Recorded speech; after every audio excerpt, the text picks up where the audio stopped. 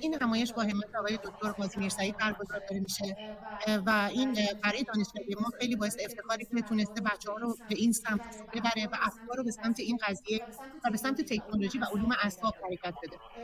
نکته‌ای که الان دغدغه روز ما شده بحث همین علوم اعصاب و معماریه، یه ترکیبی که بحث میان رشته‌ایه و خیلی جدید داریم وارد این قضیه میشیم.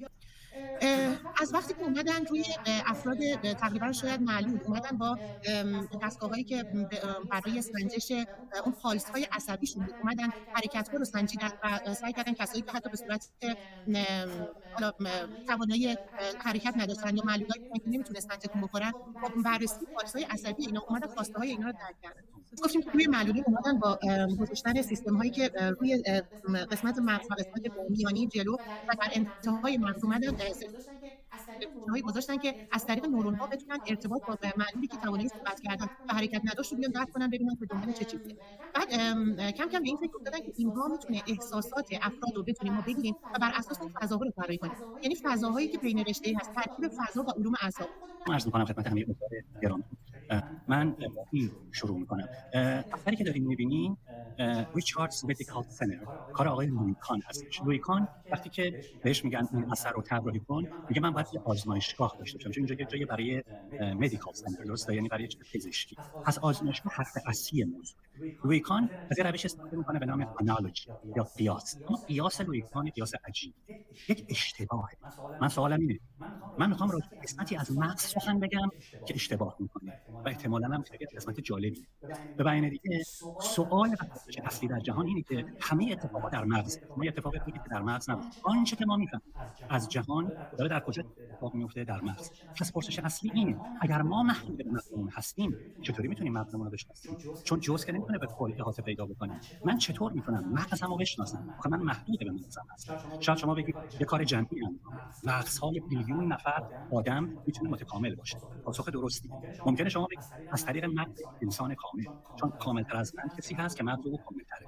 وقتی من از شما سوال میکنم حدی کجاست؟ چون بالاخره چیزی به نام مغز. این سوال من نیست توی مغز قرار نمیگیره. این سوال یکی بود یکی نبود. این سوال مقدمه‌ای است که از من خواستن که برای شما بگم.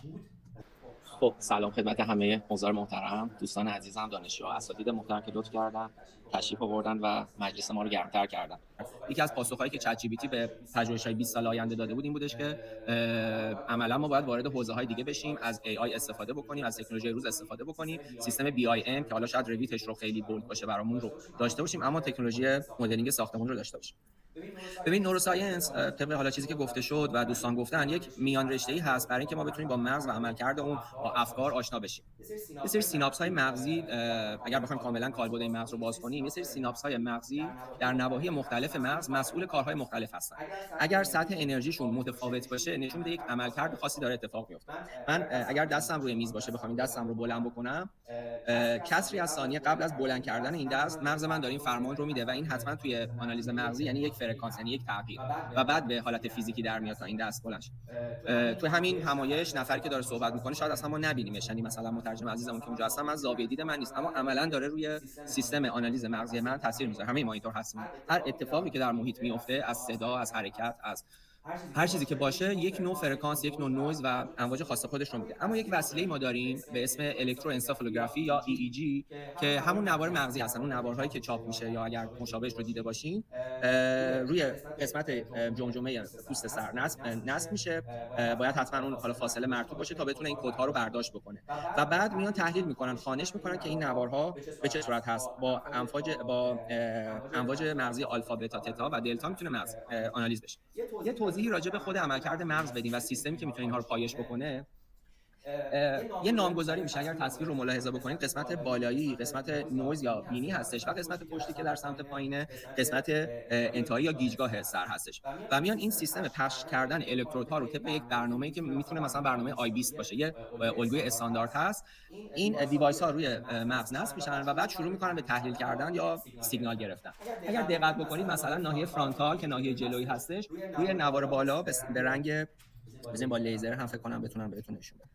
نوارهایی که سمت بالا هست ناحیه فرانتال یا ناحیه پیشونی هستن. این قسمت وظیفه خاصی رو انجام میده، یعنی میتونم بگم زمانی فعال میشه که یه سری اتفاقات میتونه بیفته. مثلا شما شاید پیش اومده باشه یک موضوعی رو که فراموش کردین و میخواد به ذهنتون بیاد، ناخودآگاه دستتون رو روی قسمت جلوی پیشونیتون میذارین، انگار که حافظه اینجا هست و واقعا هم همینطوره. یا مثلا قسمت انتهایی که بحث اطلاعات یا شاید حافظه ما باشه و هوشیاری ما میتونه از اونجا باشه، به این صورت. باز اگر دقت بکنید سمت نیمکره سمت راستی اعداد زوج هستن، نیمکره سمت چپی اعداد فرد و همه اینا با توجه به موقعیت خاص خودشون معنی پیدا می‌کنن. سنترال مرکزی، پرتال هستش که ناحیه جداری هستش و ناحیه تمپورال که ناحیه انتهایی. یه نوار مغزی ساده رو حالا توی بیماری‌ها که خانم دکترم بهش اشاره کرد اگر بخوایم بررسی داشته باشیم، خب قسمتی که نرمال هست داده‌ها و اطلاعات اینور تقریبا به صورت خطای با موج مشخص لحاظ شده. اگر بخواد یه اتفاقی در مغز انجام شه، البته این بیماری رو تارگت قرار داده، ولی اگر بیماری هم نباشه همچنان جزء این سیستم میتونه در نظر گرفته باشه. پریاکتال یعنی اون قبل از اتفاقی که میخواد بیفته. حالا اینجا بیماری سر او مثال زده، اما قبل از اینکه یک حمله در واقع مغزی صورت بگیره، یک حالت پریاکتال به وجود میاد، خود اکتال و قسمت انتهایی، و این تغییر و تحولاتی که توی سیستم مغزی به وجود میاد کاملا قابل کد شدن هستن. یه فلش بک به موضوع بزنیم. اساس کار ما این بودش که ما محیط برامون روانشناسانه دیکد بشه، یعنی ما بیایم بررسی بکنیم ببینیم تاثیراتی که محیط در ذهن ما و در روان ما میتونه بذاره به چه صورت. ممکنه خشم ما رو زیاد بکنه، ممکنه تمرکز ما رو زیاد کنه، ممکنه حافظه ما، آرامش ما و هر چیزی که بخوایم در معماری امکان پذیره. اما اگر در روانشناسی محیط به صورت پرسشنامه از افراد بپرسیم که مثلا حال شما در این محیط چطوری است، همین محیطی که الان درش حضور دارید یا دوستانی که آنلاین دارن ما رو نگاه میکنن در محیطی که وضع شدن، خب ممکنه با تغییر محیط حالات و درون افراد حالت درونیشون متفاوت بشه، یعنی خوشحال‌تر، ناراحت‌تر و غیره. برای بیان این کمی مشکل داریم. آقای دکتر رضایی گفتن که یک قسمتی نیست و اون نیستن رو ما میتونیم اینجا پیدا بکنیم و کد بکنیم که آیا فرد استرسش در محیط زیاد شده یا نه. و وظیفه ما معمارا اینه که در محیط‌هایی که ضرورت داره استرس رو بیاریم پایین، در محیط‌هایی که ضرورت داره تمرکز رو ببریم بالا. مثلا برای کارمندا جایی که کار میکنن، خب یک مدیریت یک سازمان این رو میخواد که سازمانش دقیق، افرادش دقیق کار بکنن. ما به عنوان یک معمار میتونیم این کدها رو بهشون بدیم. حالا از کجا این کدهای طراحی رو برداریم؟ میایم تو مقالات، یا وجود دارن یا خودمون بهش میرسیم و این میتونه نکته خوبی باشه. اینم بحث سیستم آی20 که خدمتتون معرفی کردم از ناحیه‌های مغز و اطراف اون تشکیل شده و قضیه از این قراره که میان دونه دونه این تصاویر که قبلا دیدیم و این کانال‌های سیگنال رو دو به دو با هم مقایسه میکنن. یعنی مثلا کانال FP1 و FP2 با هم دیگه مقایسه میشه. ببینید حتی توی این نوار مغزی که دارید میبینید این سمت بغل رو اگر نگاه بکنید همون الکترودها هستن که دو به دو با هم دارن مقایسه میشن و تفاوت قدرت بین اینها همون سیگنال هایی هستن که کد میشن. محور پایین هم که زمان، یعنی در یک ثانیه، فریم یک ثانیه ممکنه این اتفاق بیفته. اما از این موضوع که بگذریم و عبور کنیم، حالا سر تحلیلش میرسه. یعنی اگر ما یک سیگنال های مغزی رو خواستیم دریافت کنیم و داشتیم، تحلیلش به چه صورته؟ آقای دکتر فخرآبادی شاید این حوزه رو بیشتر بگن و میتونن بگن که هوش مصنوعی این بار میتونه چه کمکی به ما بکنه، یا از طریق پایتون اگر بخوایم اینها رو دیکد بکنیم به چه صورته. اما یه توضیح کلی وجود داره که ما میتونیم از طریق FFT که یک نوع آنالیز هستش بیایم امواج و فرکانس ها رو بررسی کنیم. توی FFT که فاست فورمر ترانسفورمر هست، میاد میگه که این موج جنسش چیه در مغز ما و قدرتش چیه. مثلا در نمودار یا در جدول میتونید ببینید که امواج دلتا چه فرکانسی دارن و به چه صورت هست. این رو میتونیم تحلیل بکنیم. حالا خود دلتا، تتا، آلفا رفتارهای متفاوتی به ما میده. اگر ما گاما که بالای 30 هرتز هستش دریافت کنیم از من، یعنی فرد کاملا تمرکز داره، کاملا توجه داره و در اوج تمرکز داره. میتونه عددش بالاتر از این هم باشه. اگر بین 13 تا 30 باشه میتونه یک سطح هوشیاری بالا رو به ما بده، یعنی فرد هوشیار، منطقش میتونه فعال بشه و کدای قضاوتی شاید اینجا انجام بشه. یه مقدار آهسته‌تر روی حالت آرامه یا بیداریه که وظیفه‌اش روی موج آلفا و حالت‌های نیمه هوشیار. من میتونم به شما بگم، حالا تو مقالاتم بررسی می‌کنم، در معماری حتی خواب و دلتایی که خواب عمیق هستن قابل سنجشه. آخرین مقاله‌ای که ما احتمالاً بررسی می‌کنیم جهت و زاویه تخت خواب هستش که در نظر می‌گیره اگر این جهت شمالی یا جنوبی باشه با جهت شرقی غربی امواج مغز فرق کرده و این یک حرف علمیه، ثبت شده است، کد شده است و ما می‌تونیم بهش برسیم. در غیر صورت فقط توصیفه، ما میگیم خوب خوابیدیم یا بد خوابیدیم. اما اگر این امواج رو بتونیم کد بکنیم یا تحلیل بکنیم، پوینت اصلی قضیه است که به یک نکته‌ای دست پیدا کرد. بحث تحلیل نمودارها باز همکار عزیزم دکتر فخرآبادی توضیح میدن. اطلاعات یا سیگنال هایی که ما میگیریم ممکنه به صورت نویز باشن، یعنی تمام ریز حرکت هایی که مثال زدم در سالن یا در محیطی که پیش میاد اختلال ایجاد کنه. حتی پلک زدن چون بار مثبت و منفی داره القا میشه تاثیر میذاره روی نوار مغزی و همه اینا باید نویزها پاک بشن. در تصویر پایینی میتونید ببینید که این نویزها یه مقدار کلیر و تمیز شدن. بگذریم از اینجا، مثلا باز یه مثال دیگه توی نرم افزار EEG لب که تخصصی میاد اصلا تحلیل میکنه، تایم فریم مثلا ثانیه 31 تا 32 رو حذف میکنه چون اختلال زیادی یا نویز خیلی زیادی هست.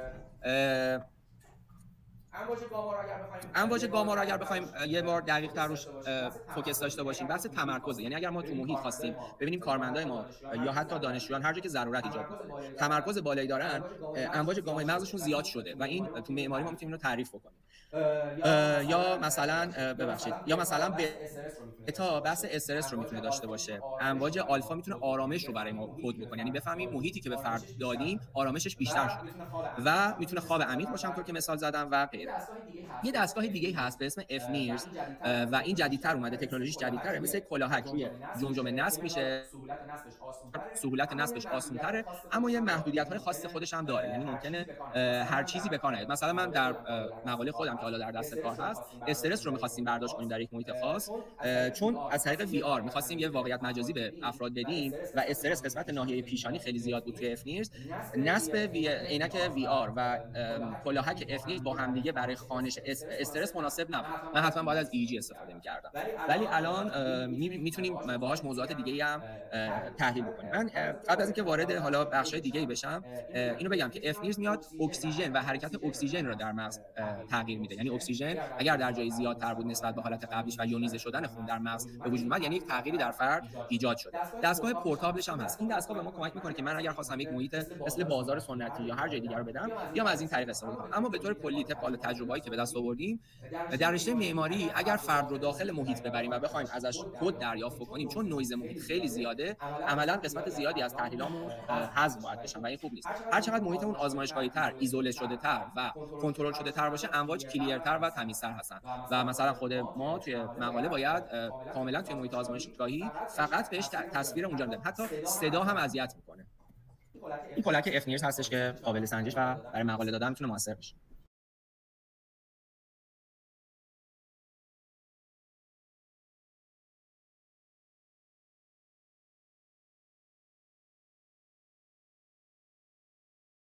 مقاله‌ای که اومد این رو تقریبا اول مقاله‌ای که اومد کار کرد، این مقاله هستش که دارید می‌بینید. من داخل پرانتز بگم ما این 10 تا مقاله‌ای که اومدیم پرزنت کردیم رو به رسم ادب و به رسم جایگاه علمی بهشون ایمیل زدیم و ازشون این پرمیشن و اجازه رو گرفتیم که آیا ما می‌تونیم مقاله شما رو به حال پرزنت بکنیم یا نه. خیلی‌هاشون جواب دادن، حالا تو مقالات بعدی اشاره می‌کنم و فیدبک اون کاملا مثبت بود. اینکه این مقاله تایملس میاد دو تا از بناهای تاریخی رو معرفی می‌کنه و میگه که یه دیوایس خیلی ساده EEG روش نصب می‌کنه و بعد اینها رو خوانش می‌کنه. حالا پیشنهادات و انتقاداتی که خودش در آخر مقاله خودش هم کرده جالبه، اما برای اولین بار بود این در سال 2014 اتفاق افتاد و ما الان که 2025 هستیم میلیون ها مقاله طبق این مقاله در ادامه مقاله ما داشتیم که چاپ شده توی زمینه. چقدر خوبه که ما باشون همراه باشیم. در دو تا بنای مذهبی برج، تقریبا یکیش ابوسراج هستش در مصر، کلیسای ابوسراج، و دومی مسجد مدرسه سلطان حسن. اینا در صحن مرکزیش افراد رو قرار میده و حالا اول میکنه طبق این مراحلی که ما نوشتیم، اول سنجش میکنه که فرد بعد از اینکه وارد محیط شده و یه سری دیوایس‌ها بهش وصل شده آیا آرامش و استرسش به هم ریخته یا نه.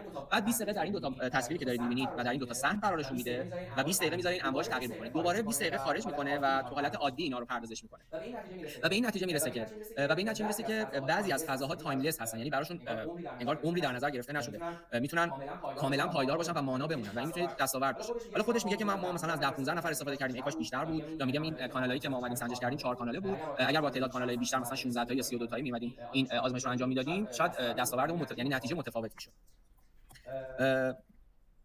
مقاله بعدی خانم بنایی، مریم بنایی، دکتر بنایی از استاد دانشگاهی همینجا بودن، دقیقاً روی موضوع بیشتر کار کردن. فکر کنم مقالهشون سال 2018 باشه، اگه 17 هستش اگه درست خاطرم باشه.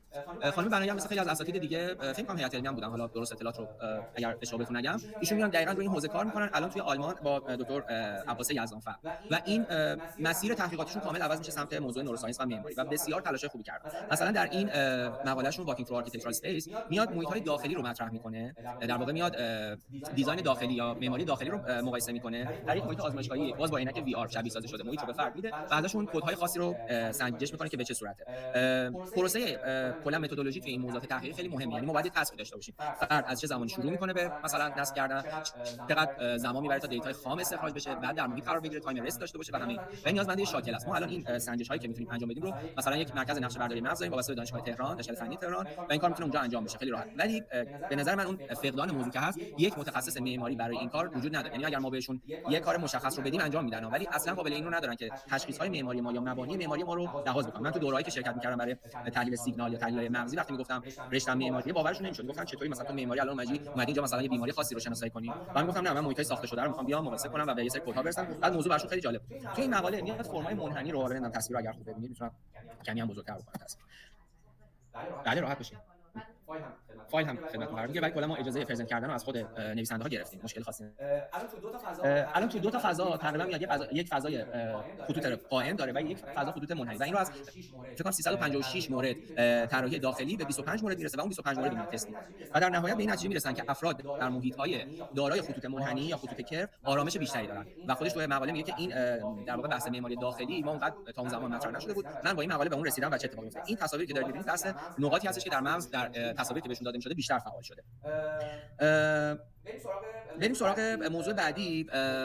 موضوعی هستش که بحث سیفتی کارمندان رو اومد بررسی کرد. ببین همه موضوع در معماری میتونه یه شاخه از تحقیق باشه. تمرکز در محیط کاری، حافظه در محیط آموزشی، آرامش در محیط خونه و هر جایی که شما باشید، حتی محیط بیمارستانی، بحث آرامششون خیلی مهمه. البته زمانی که هوشیارن، یعنی اتاقای عمل اینا چون عملاً بیهوشن خیلی این موضوع جواب نمیده. تو این مقاله راجع به بحث در واقع همون محیط کاری داره بررسی میکنه و این مقاله مروری است. اگر کیوردزاشو دقت بکنید سمت پایین یه لیتریچر ریویو اومده انجام داده و این اصلا یه تکنیکه که ما با هزینه کم اگر یه لیتریچر ریویو خوب بنویسیم به مقاله جدید رسیدیم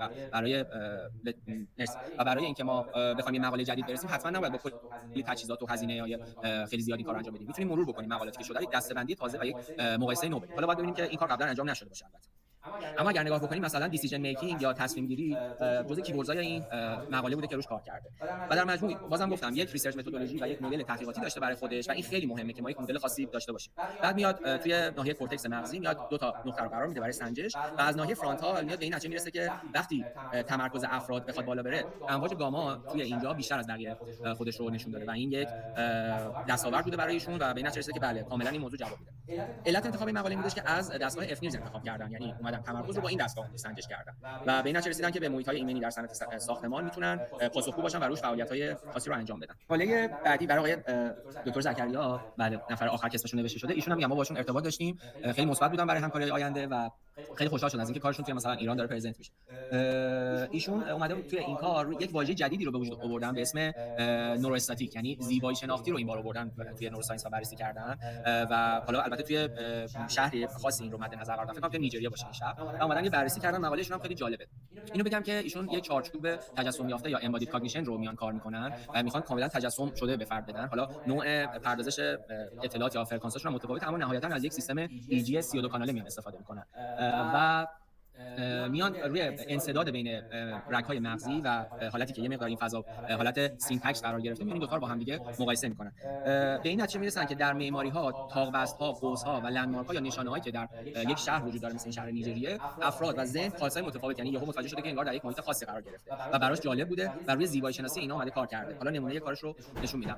چیزی که می‌خواستم بگم اینه که ما در تحلیل‌های اطلاعات و تحلیل‌های مغزی خیلی مهمه که بدونیم که چه زمانی و بر اساس چه موضوعی این تغییرات اتفاق افتادن و به خاطر مثلا کدوم تصویر بودن و اینها کد میشن. من حتی بگم که از دستگاه افنیرز برای دروغگویی هم و سنجش دروغ میشه استفاده کرد و ذهن افراد وقتی یک دروغی رو میخوان بگن ناخودآگاه سطح اکسیژن در قسمت‌های مختلف متفاوت میشه. البته این دستگاه در سیستم قضاوت دادگاهی به صورت کمکی استفاده میشه، 100% نمیتونیم اعلام کنیم که حکم خاصی داره اما در هر صورت داره ازش استفاده میشه. دو تا نکته بگم، با این سیستمایی که روی مغز قرار نصب بشه من مطمئنم موس، همین موسایی که ما باهاش داریم کار می‌کنیم، قطعاً تا چند سال بعد از بین میره و همه چیز در پایه آی کانتاکت و ارتباط چشمی یا مغزی انجام میشه. خیلی بازی‌های کامپیوتری الان وجود داره که شما فقط با استفاده از مغز، حتی نگاهتون هم نیست، ولی کاملا خانش میشه، مثلا یک مسیری رو طی می‌کنید میرید. متأسفانه فکر کنم چت جی پی تی یا خیلی از گوشه‌های مصنوعی که الان وجود داره بحث نرم افزارهای طراحی مثل 3D Max مثل فیکس دیگه رو کلا فکر می‌کنم بذارن کنار، چون شما یه متن ساده، یه پرامپت خیلی ساده بهش میدید و یک در عرض ثانیه یک رندر خوب می‌تونید بگیرید. ما تو چند تا کار همین اخیر ازش استفاده کردیم. همه اینا میتونه خوب باشه ها، ولی به شرطی که ما روی تکنولوژی مسلط باشیم، نه تکنولوژی روی ما. یه دوستی شاید بچه‌های اینستاگرام زیاد می‌کنن میگفتش که این چت جی پی تی مثل این گام به گام ها هستن که همه سوالاتشون رو مثلا دارن ازش می‌پرسن که اینا به چه سال، ولی واقعا خیلی سطح کار کردن روش بیشتره و خیلی جای ما داره، فقط به شرطی که ما روی اونها داشته باشیم، کاملا تحت اختیار ما باشه. اما توی اینجا هم گفتم که شهر الجزایر میاد میگه که پویای مغز، بدن و محیط موجب بروز حالت‌های تأملی میشه، یعنی قسمت کانتمپلیتیو یا اندیشیدن رو در مغز یا تغییر میده. توی یک بازار و توی مسیری این رو سنجش کرده بود. قسمتی از مسیر مستقیم بود، قسمتی از مسیر کرو بود و اگر جایی مثلا کرو داشت، خطوط منحنی داشت و اگر طاق‌بس‌ها بودن یا مثل بازارها لندمارک‌ها رو اینجا به معنی بازارها و یک فضای خاصی از شهر قرار گرفته که برای افراد مشخصن و اومده اونجا به یه سری عددها و یه سری دیتا رسیده که بله تو سیستم مغزی اینا زیبا داره نشون میده و زیبایی رو میتونه بهش بشناسه. از این دستگاه استفاده کرده که حالت موبایلیتی و حالت پورتابل داره توی محیط و با یک دوربین گوپرو و البته دیتکت کردن فشار خون به این نتیجه رسیده که بله کاملا دیتا که بهش رسیده مطمئنه. مجددا یه دونه متدولوژی فریم ورک داره برای خودش و طبق اون میره جلو و تمام موارد رو طبق این ماده سنجش کرده. این جلو رو من همیشه اشتباه می‌زنم تو این لپتاپ. خب خسته که نیستین، همه چی خوبه؟ آره موضوعات یه ذره موضوعات تخصصی هم زمانمون خیلی زیاد نیست. بخش بعدی هم منتظرن که دکتر فخرآبادی شروع بکنن، اما به هر حال امیدواریم که تا اینجا براتون مفید باشه. هدف این بوده که یه سری مقالات رو ما مرور بکنیم که یه سری چراغ‌ها شاید در ذهن ما روشن بشه و ما به ایده‌هایی برای ریسرچ کردن برسیم. این موضوع روی تناسبات جغرافیایی میاد کار میکنه و ایموشنال رو بر اساس اون برداشت میکنه. شاید کاری مشابه با کاری که خودمون روی تناسبات فضا میخوایم انجام بدیم، حالا دیتیلش بماند ان شاءالله در یک جلسه دیگه، ولی تناسبات مثل ابعاد سالن، ارتفاع و همه اینا میتونه روی آرامش ما تاثیر داشته باشه. البته این آرامش رو شما ببینید در کدوم محیط میخوایم بررسی بکنید. آیا در یک فضای مثلا مدرسه یا یک محیط آموزشی آرامش خیلی موضوع لازمیه یا نه مثلا در هتل ها، در فضایی که استراحت توش معنی پیدا میکنه ضرورت بیشتری پیدا میکنه. از این مقاله هم عبور بکنیم و باز اینجا حالا بحث یه سری ارتباط خطوط هندسی رو اومده مطرح کرده و خطوط انحنایی کاملا بر مغز ما جذاب و مثبت دیده شده توی اینجا. خانم بنایی البته یک از کاراشون رو کردن و روش شناسیشون به این صورت بوده. دلم می‌خواد اون در انتهای کار اون مقاله‌ای که راجع به خواب هم بود رو بررسی کنم. قبل از اون در محیط کلاس شاید برای حال اساتید و ماها یه ذره ملموس‌تر و بهتر باشه. توجه در کلاس، حالا هر کلاسی که میشه انجام بشه توی آکادمیک یا پایین‌تر از اون، برای افرادی که حضور دارن میتونه اتنشن‌های مختلفی داشته باشه. بریم یه ذره جلوتر راجع به این مقاله بخونیم. حالا اومده روی 58 نفر کار کرده، روی چیدمان صندلی‌ها، نور، دما و نویز صوتی اومده کار کرده. خلاصه‌اش رو بخوام بهتون عرض بکنم، ببینید ما الان تصویری که داریم سمت چپ نگاه می‌کنیم، خب اینا هر کدومش میتونه یک نویز باشه دیگه. ما یه ذره آتلیه‌های این دانشکده‌ان بعضی‌هاشون یه مقدار خیلی ملایم‌تر عناصر تزیینی توش اضافه شده و به زیبایی اون اضافه کرده. اما اگر این عناصر بیش از حد باشن میتونه تمرکز رو به راحتی به هم بزنه و افراد در نهایت ممکنه حتی نمره‌هاشون کمتر بشه. معماری یکی از راهکاراش باشه و پرابلم سالوینگ، حل مسئله رو برای ما اتفاق بیفته. و حالا روی کدگذاری که کردن مشخص شده که بله محیط روی تمرکز تاثیر داره و محیط‌هایی که به نسبت مثلا با 20% فضا دیوارهاشون یه مقداری شلوغ هستش یا نویز داره، عملاً تمرکز افراد بیشتر. توی این پاورپوینت دیده نشده، اما یک مقاله دیگه میگفتش که در محیط‌های کلاس ارتفاع اگر کوتاه‌تر باشه حافظه دانشجوها بیشتره. یعنی خب هممون یه قدرت متفاوته اما حافظه تاثیر داره، یعنی محیط میتونه روی حافظه تاثیر داشته باشه. کمتر داره انگار پرش ذهنی ما شاید در کم باشه و موضوع خیلی مهمیه واقعا. آخرین مقاله هم که بررسی می‌کنیم، اول موضوع بهش بررسی کردم، بحث خوابیدن رو اومده. یعنی اسلیپ خودش میتونه توی معماری و توی حالا نوروساینس خیلی روش کار بشه. این دستگاه الکتروانسفالوگرافی رو روی افراد نصب کردن و به این نتیجه رسیدن که اگر جهت تخت خواب ما به سمت شرقی غربی باشه یا به سمت شمالی جنوبی، کاملا سطح خواب افراد اون امواجی که داره آزاد می‌کنه در مغز متفاوته.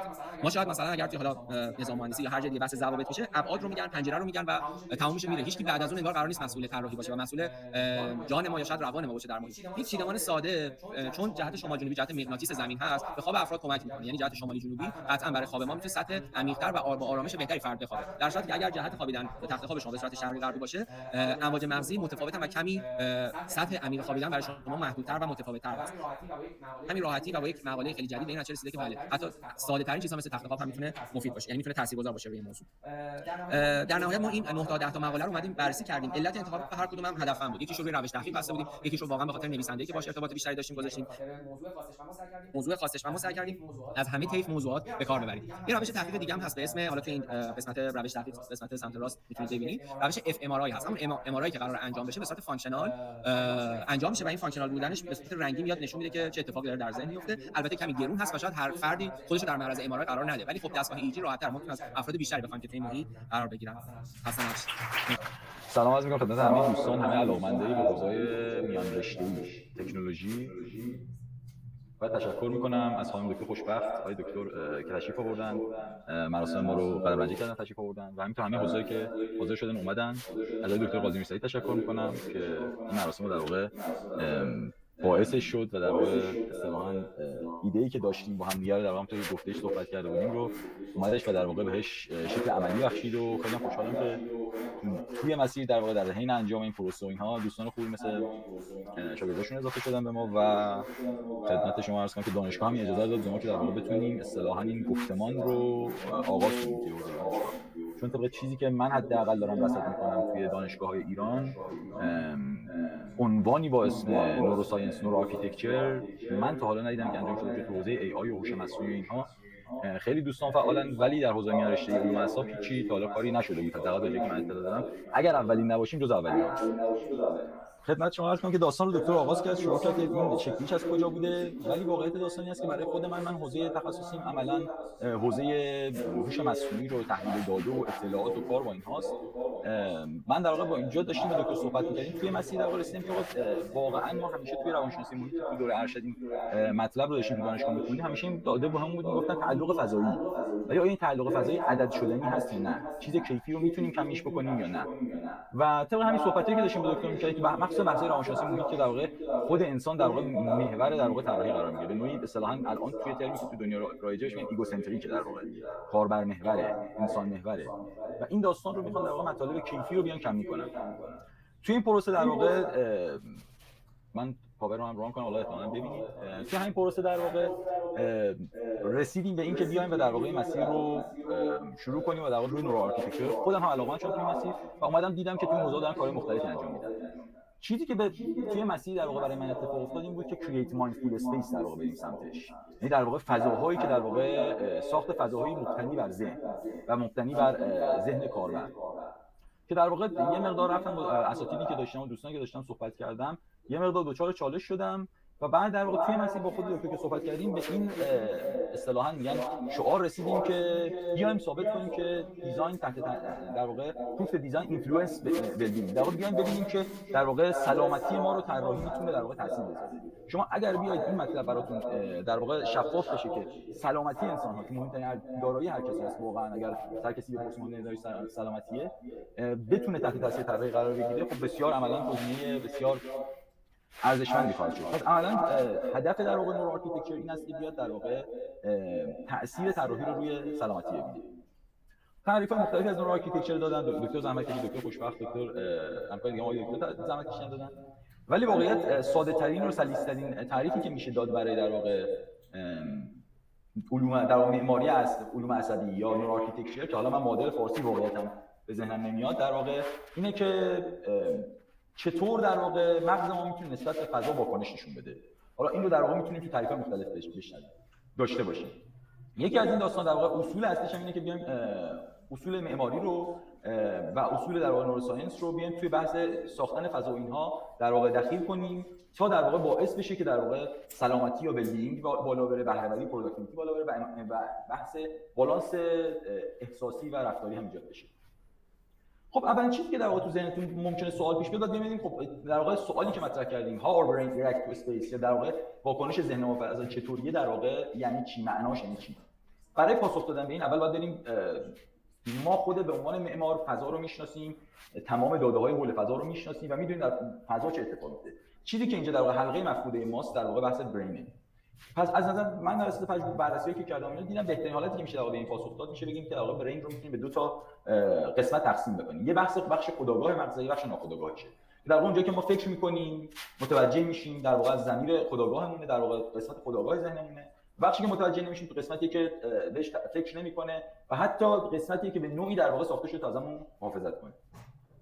حالا توی معماری ما فضاهایی طراحی می‌کنیم که در واقع بتونیم در واقع احساس ذهنمون احساس در واقع سیف بودن رو به ما بده. نشونه بارزش سقفی که بالا سرمونه، دیوارایی که دور خونمونه و یا پنجره‌هایمونه که دو دیده داره می‌کنیم، همه اینا در واقع واسه اینه که ضمیر خودآگاهمون احساس امنیت بکنه. در عوض ممکن است که در واقع برعکس این داستان ذهن ناخودآگاه ما هیچ وقت احساس امنیت نمی‌کنه. چطور؟ مثلا وقتی همین شما توی فضایی که میرید، وقتی که میرید یه نفر از پشت سر شما رو صدا میکنه، به دوشتون میاد، شما میترسید. در واقع این نشون میده که در واقع شما همه این عوامل رو فراهم کردین تو فضا، ولی باز دچار به نوعی ترس ناخودآگاه میشید. بحث رو کوتاه کنم. به نظر من واسه بررسی حالا مقالات و دیتاهایی که بررسی کردیم اینها، معماری نورو آرکیتکچر در واقع سه تا ستون اصلی داره، سه تا پایه اصلی داره از نظر من. که یکیش بحث ارگانایز کردن در واقع چیدمان فضاهاست که چطور اونها رو چیدمان کنیم نسبت به هم دیگه.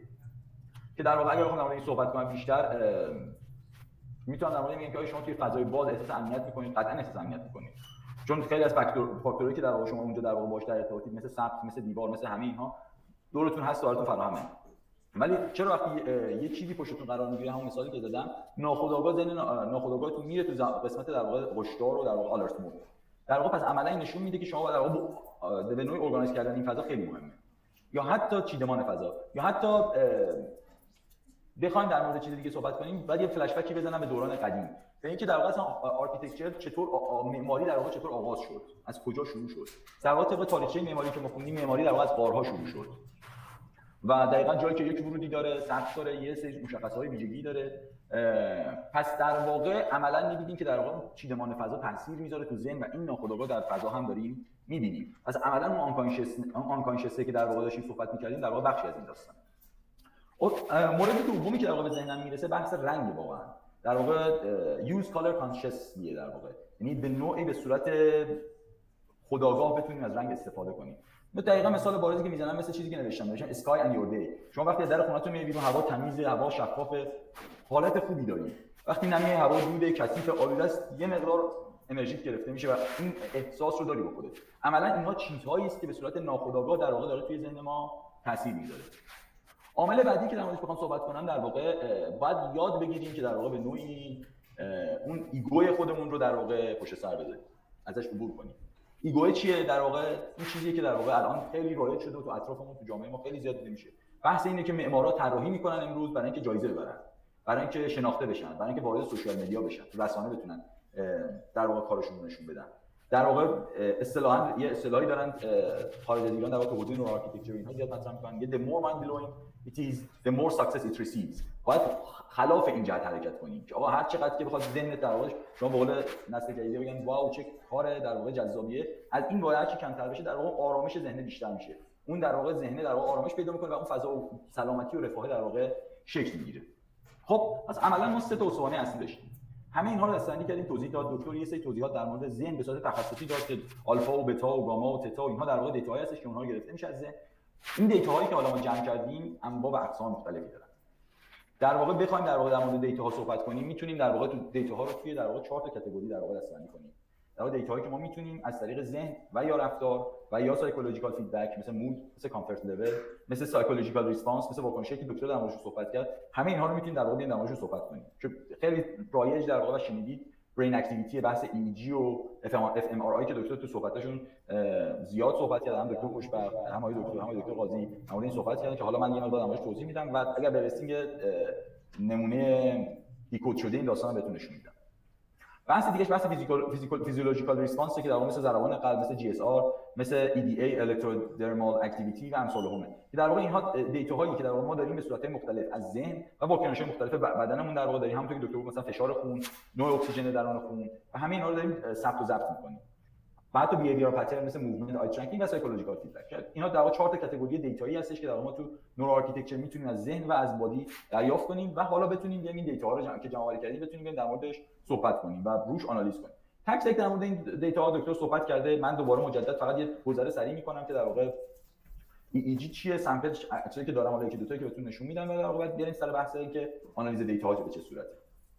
تو بحث EEG در واقع میاد ترک های الکتریکال اکتیویتی که تو ذهن اتفاق میفته رو به صورت نمودار در واقع ریل تایم به شما نشون میده. تو بحث fMRI میاد در واقع ویژوال میکنه، در واقع اکتیویتی هایی که تو مغز داره اتفاق میفته میاد نواحی مغز رو نشون میده که کجاها در واقع این نواحی درگیره.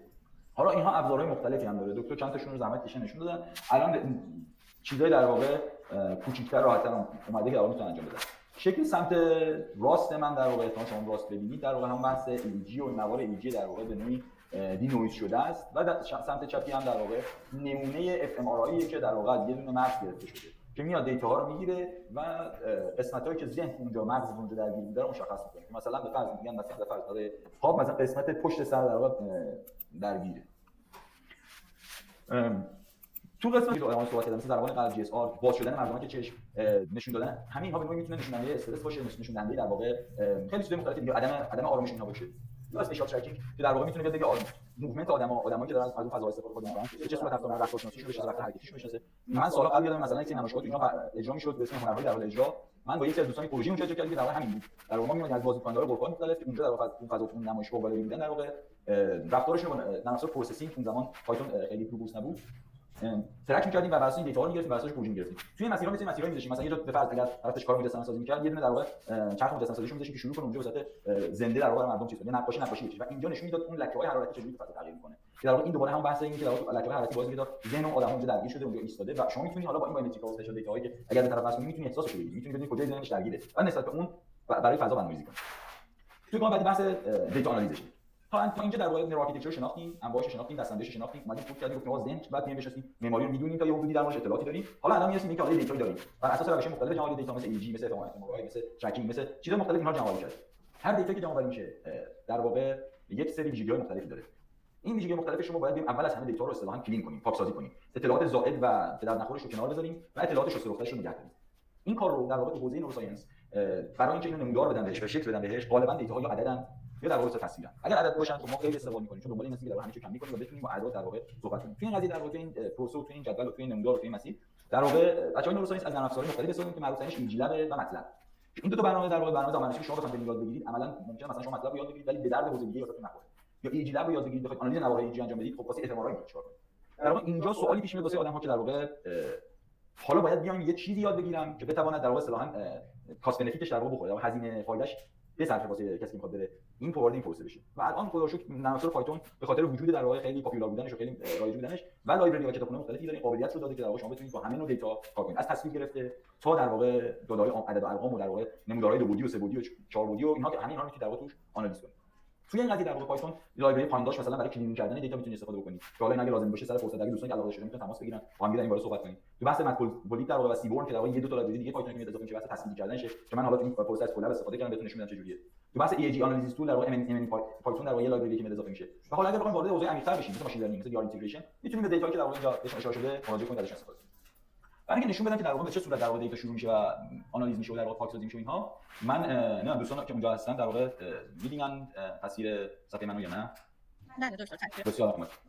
من یه سری دیتایی از آلفا از دکتر برای گروهی که دوستان بودن درش بچه‌های نورساینس داخلش بودن این دیتا رو گرفتم اومدم و واسطه کار کدی که حالا میگم بحث این روت استفاده از همونجوری که می‌بینید از لایبرری مختلف مثل نام‌فایل مثل مطالب مثل اسکایپ که برای ماشین لرنینگ استفاده میشه بعد از کتابخونه داخلی خود پایتون استفاده کردم و یه کدی نوشتم که دیتاها رو شروع کردم بهش وارد کردن گفتم آقا دیتا رو از یه جای بگیره بخونه و متناسب با فضایی که داره فضا چیا بود یه سری فضا توی اون دیتا تعریف شده بود لابی بود آفیس بود کوریدور بود و غیره اومدم و گفتم این ارقامایی که اونجا گرفته رو نویز و فلان اینها رو بیاد اینجا در قالب یک گزارش تصویری ما این رو بده من روی پروگرام سنگ ران کنم نمیدونم شما ماشین ولی کلیش رو من این دیتا که نوشته بودم رو ران می‌کنم و فوقش در واقع توی فولدر توی کیسه‌ام میده یه ریپورتی من میده در واقع دیتا که وارد کردم کاتگوری می‌کنه دسته‌بندی می‌کنه متناسب با اینکه لابی چه ویژگی‌هایی داشته از اینکه آلفا ویوش مثلا 8 تا 13 هرتز بوده و چه چیزایی رو در واقع توضیحاتش رو میده تو بحث آفیس میاد در واقع آفیس دوره بتا ویوش میسنجه میاد آلفا ویوش مودریت می‌کنه چطوری چی مودریت کرد همین اینها رو در واقع میاد همون چیزایی که داره و یک کانکلوژن بده از همین اینها مهمتر بحث این است که دیتاهای عددی رو برای شما اینجا به صورت تصویر کنه شما بتونید روی اون در واقع بتونید راحت‌تر نظر بدید اینجا در واقع دیتایی است که در واقع تصویر شده اونه درست شد یعنی در واقع ما دو تا روش داریم یا دیتا رو به صورت عددی وارد کنیم که من عددی وارد کردم یا به صورت تصویر بشه که عدد به شما خروجی بده